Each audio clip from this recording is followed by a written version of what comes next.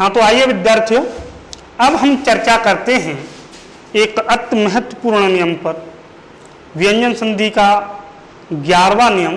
इससे पहले हम 10 नियम पढ़ चुके हैं, अब हम चर्चा करेंगे 11वें नियम पर। काफ़ी महत्वपूर्ण नियम है परीक्षाओं की दृष्टि से और शब्दगत अशुद्धियों की दृष्टि से भी ये काफ़ी महत्वपूर्ण है, इसलिए आपको इस नियम पर विशेष ध्यान देने की आवश्यकता है। अभी आपको लगेगा कि हाँ, इस नियम की वजह से बहुत सारी शब्दगत अशुद्धियां दूर हो जाती हैं। देखिएगा विद्यार्थियों, दीजिएगा ध्यान इस नियम पर और समझने का प्रयास कीजिए। देखिए, हिंदी वर्णमाला के 2 वर्ण हैं, एक है त और एक है द। ये हैं 2 वर्ण। अगर इनके बाद में ये तालव्य सा आ जाए, कौन सा सा? तालव्य सा, जिसे आप सीटी वाला सा भी कहते हैं।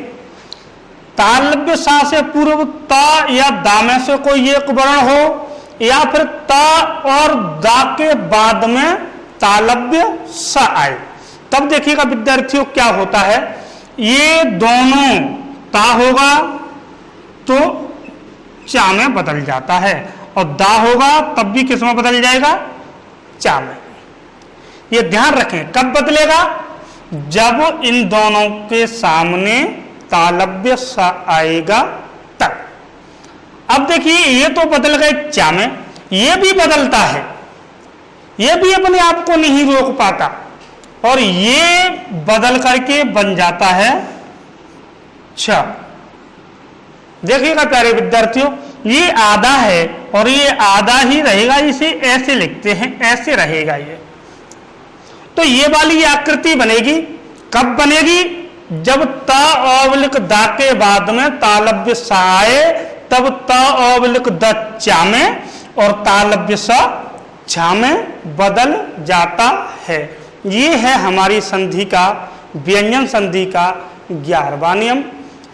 इसे कुछ उदाहरणों के माध्यम से और स्पष्ट करते हैं। देखिएगा, बने रहिए हमारे साथ। एक उदाहरण है, देखिएगा, जिसे अधिकांशतः लोग वह गलत लिखते हैं। देखिएगा, ये है उच्छ्वास और एक शब्द है उच्छ्वास। इनमें से कौन सा सही है?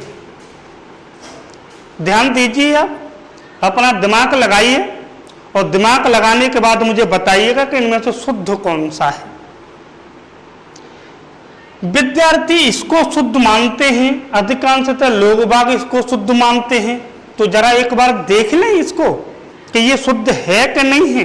देखिए, जब छा से पूर्व च होता है ना, तब ये च किस में आ जाएगा? ता में। ये छा किस में चला जाएगा? तालव्य सा में। और ये शब्द क्या बन रहा है? सवास। क्या ये सवास है यहाँ पर? उत का मतलब होता है छोड़ना, निकालना। इसको देखिएगा, इसका संधि विच्छेद क्या होगा? उत मतलब चा का ता हो गया, और ये आधा सा है, आधा छा है, तो ये आधे सा में आएगा। और ये वास उतारिएगा पीछे, क्या बना? श्वास। अब देखिएगा, ये वाला सही है कि ये वाला सही है, तब आपको पता पड़ेगा ये सही है।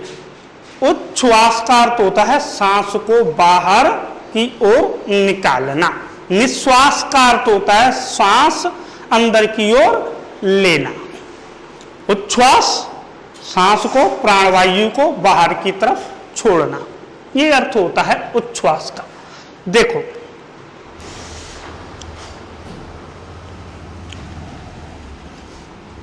कुछ और उदाहरण देखते हैं विद्यार्थियों। ये है उत प्लस श्वसन। क्या बनेगा? इसे भी गलत ही बनाते हैं लोग बाग, वो ध्यान नहीं दे पाते।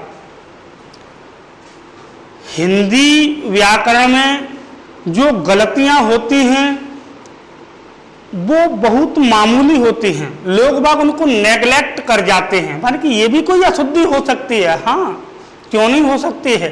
अगर आपने नीचे हलंत नहीं लगाया तो गलत हो गया, किसी शब्द के ऊपर बिंदी नहीं लगाई तो गलत हो गया। तो इन सारी चीज़ों पर आपको विशेष ध्यान देना पड़ेगा, तब जाकर के ये सारी छोटी छोटी चीज़ें दूर हो पाएंगी। वैसे हम जब शब्दगत अशुद्धियाँ नामक प्रकरण पढ़ेंगे तब हम काफ़ी विस्तार से इन सारी समस्याओं को आपके सम्मुख रखने का भरपूर प्रयास करेंगे विद्यार्थियों।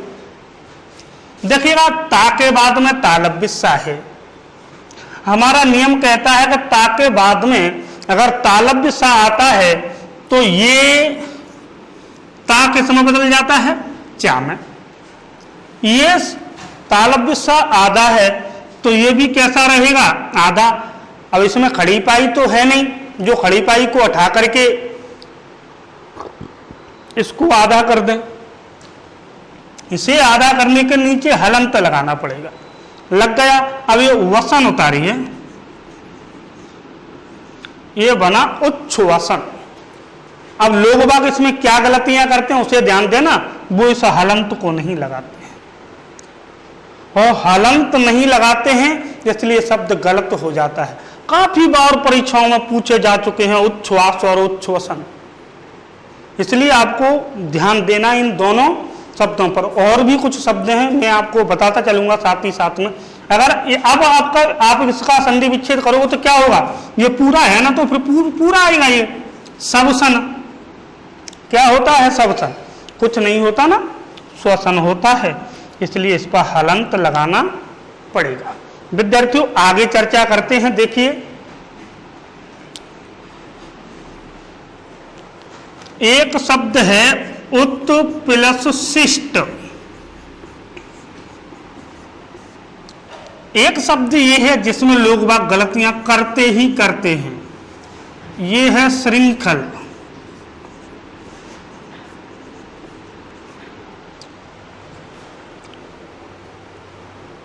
इसी प्रकार से एक शब्द है श्रृंगार। देखिए, और लोग बाग इसे ऐसे लिखते हैं श्रृंगार को।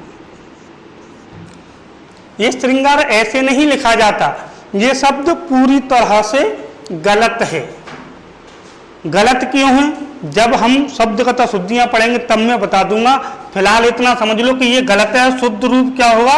ये नीचे से रा हटेगा, तब इसका शुद्ध रूप निकल करके आएगा। तो ये है शुद्ध श्रृंगार। देखिएगा, इन दोनों उदाहरणों को बना करके देखते हैं क्या बनते हैं। ता के बाद में तालव्य सा है, ता किस में बदलेगा? चा में। ये तालव्य सा किस में जाएगा? छा में। तालव्य सा पर छोटी की मात्रा लगी है। जब छोटी की मात्रा किसी ऐसे वर्ण पर लगती है जिससे पूर्व कोई आधा वर्ण प्रयुक्त हुआ हो, कोई आधा वर्ण प्रयुक्त हुआ हो, ऐसे वर्ण पर लगती है, तब छोटी ई उस आधे वर्ण से आगे से चढ़ाई जाती। देखिएगा, ये आधा है, यहां से चढ़ाई जाएगी ऐसे। ये उतारिएगा उच्छिष्ट। उच्छिष्ट का मतलब होता है खाने के बाद छोड़ा हुआ भोजन, झूठन, जैसे उच्छिष्ट कहते हैं। ये देखिए, उच्छृंखल। ता के बाद में तालव्य स है, ये स्र। इसका निर्माण कैसा होता है? स प्लस र, ऐसे मिलकर के स्र का निर्माण होता है। ये स्र नहीं है, इसमें री की मात्रा लगी हुई है, ये स्र नहीं है, ये तालव्य सा है ओनली। तो ये गया आपका चा में, कोई दिक्कत? ये तालव्य सा है, ये आएगा छा में। ये नीचे रे की मात्रा लगी हुई है, इसे ऐसे करके आप लगाइए, इसके ऊपर बिंदी टिकाइए और खल को आगे लगाइए, और इस प्रकार से आप उच्छृंखल शब्द को बनाइए। बन गया ना? ये शब्द भी शब्दगत अशुद्धियों की दृष्टि से आपको अपने दिमाग में रखना पड़ेगा। ठीक है, आगे कुछ और उदाहरण देखते हैं। नियम काफी शानदार है, काफी जानदार है, और समझ में आए तो काफी मजेदार भी है। देखिए, ये है शरद, ये है शशि, ये है जगत, ये है शांति। ये दो उदाहरण पुनः समझिएगा आप, क्या कहते हैं ये दोनों उदाहरण। अभी मैंने बताया ता हो या दा हो कोई दिक्कत नहीं है, ता और दा के बाद में अगर तालव्य सा आता है तब द या ता किस में बदल जाते हैं, चा में, कोई दिक्कत। अब यहां आइए, ये तालव्य सा है ना, ये किस में बदलेगा, ये बदलेगा छा में। ये सीधा उतार दीजिएगा आप, ये बना आपका शरद छसित।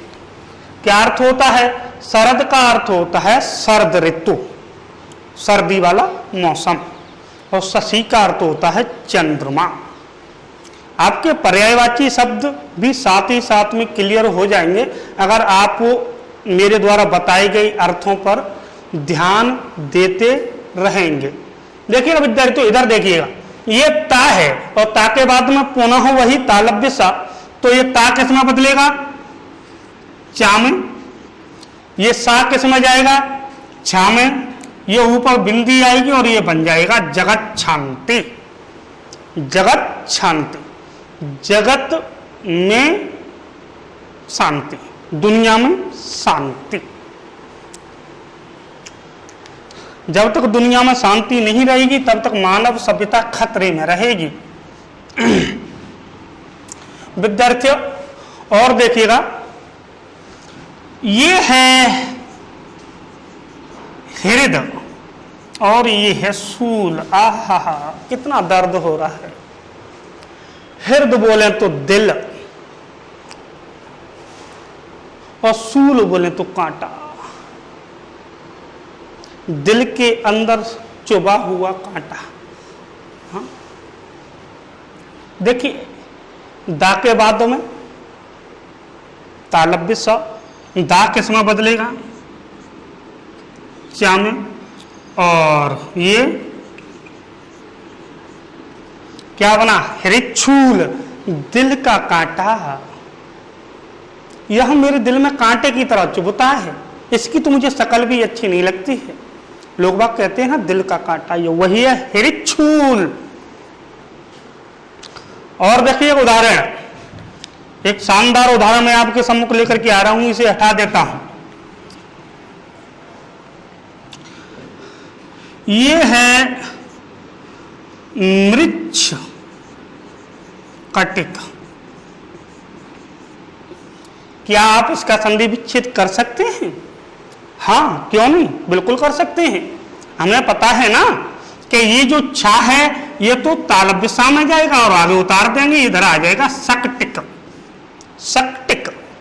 और इधर ये प्लस लगाएंगे और इधर ये मृ उतारेंगे। अब देखेंगे मृत होता है कि मृद होता है। अब गुरुजी हम पता तो तब लगाएं कि हमें ता लगाना है कि दा लगाना है, क्योंकि मृत का मतलब होता है मरा हुआ और मृद का अर्थ होता है मिट्टी, मृदा। अब हमें इसके अनुसार लगाना पड़ेगा ना कि ये क्या है। अब इसका अर्थ पता होगा तब ना। क्या है इसका अर्थ? इसका अर्थ होता है गाड़ी। बचपन में अक्सर छोटे बच्चे खेला करते हैं। तो अब आप समझ गए हो कि बेटा मृत तो आने वाला नहीं है इधर। क्यों नहीं आएगा? क्योंकि मरे मराई कभी गाड़ी होती नहीं है। हाँ, मिट्टी की गाड़ी जरूर बनाते हैं बच्चे, तो यहां मृद आएगा। ऐसे आपको ध्यान देना है। मृद प्लस सकटिक, मिट्टी से निर्मित या मिट्टी से बनाई गई गाड़ी, जिसे मृच्छ कटिक कहा जाता है। अच्छा उदाहरण है ना, अपनी मेमोरी में संजो करके रखें। देखिएगा, एक पश्चिम बंगाल के बहुत बड़े नामी फेमस एक उपन्यासकार हुए शरतचंद्र चट्टोपाध्याय। क्या नाम था? शरतचंद्र चट्टोपाध्याय। जब लोग बाग बड़े हो जाते हैं तब आम लोग उनको सम्मान देना प्रारंभ कर देते हैं।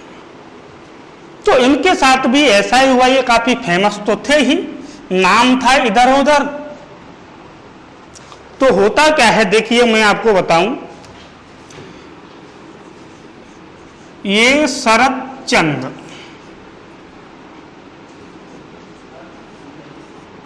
और इनको जब नाम देना प्रारंभ किया, सम्मान देना प्रारंभ किया, तो हमारे पास बहुत सारे सम्मान सूचक शब्द हैं।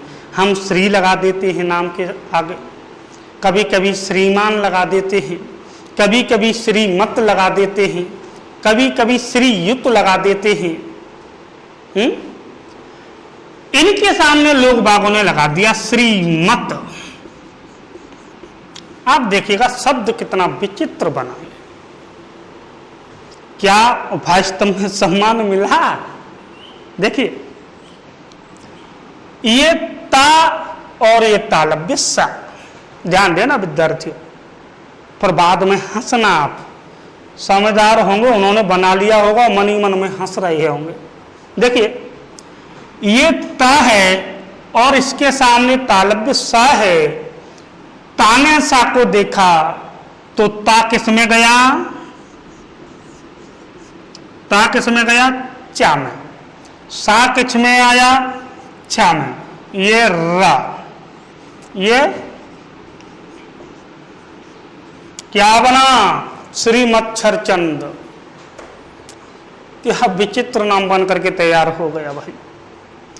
शब्द बना श्री मच्छर चंद। अगला उदाहरण देखिए,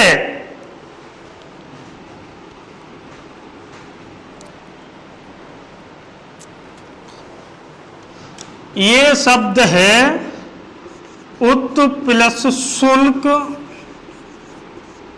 ये है उत प्लस शेष। शेष देखिएगा, दोनों को बना करके देख लेते हैं।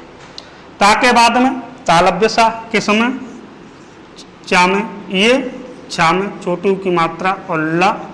उच्छुल्क, किसी वस्तु के ऊपर लगाया जाने वाला शुल्क। उत का मतलब ऊपर। उत प्लस शेष, क्या बनेगा? ता चा में, स छा में, ये मात्रा और शब्द बना उच्छेष। शेष बचा हुआ। अगले उदाहरण देख लेते हैं।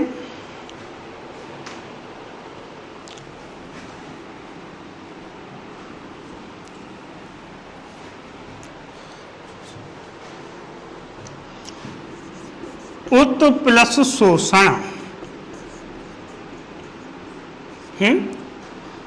उत प्लस शुष्क।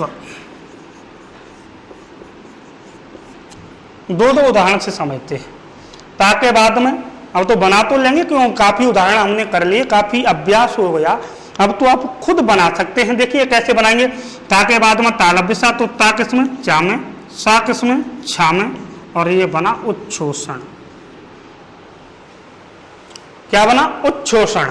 ये ता के बाद में पुनः, तो ये चा और ये छा और ये ऐसे उच्छोष्क। अगले उदाहरण देखते हैं। आपको किसी भी कंपटीशन की बुक में देखने को नहीं मिलेंगे। अगर कहीं मिलेंगे तो वो हमारे पास हैं। देखिए, मैं उन दोनों सुंदर सुंदर उदाहरणों को आपके सम्मुख रख रहा हूं। क्या है? ये है उत प्लस शीर्षक, ये है उत प्लस शिलींद्र,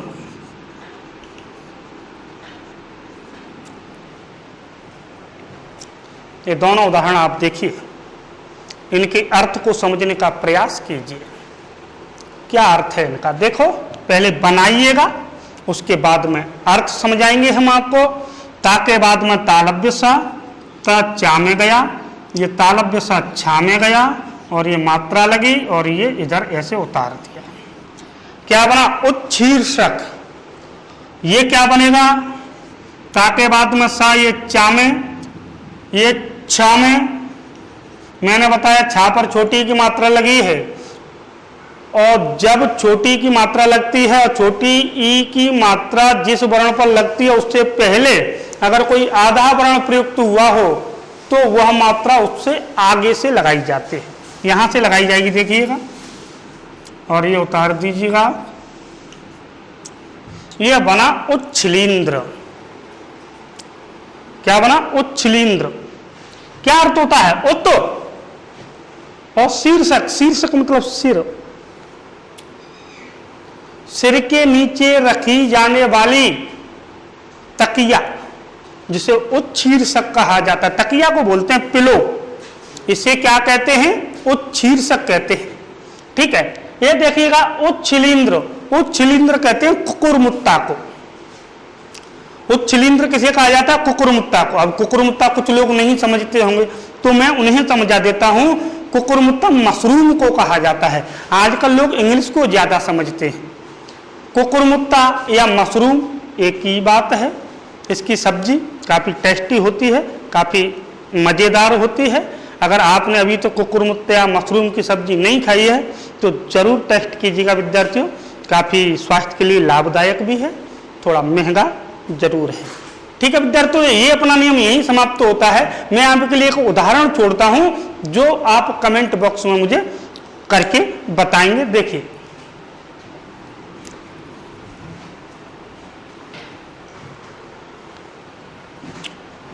ये है उच्छिक।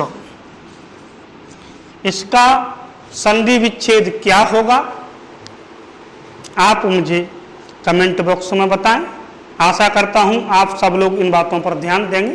कमेंट बॉक्स में इसे करके आप जरूर बताएंगे।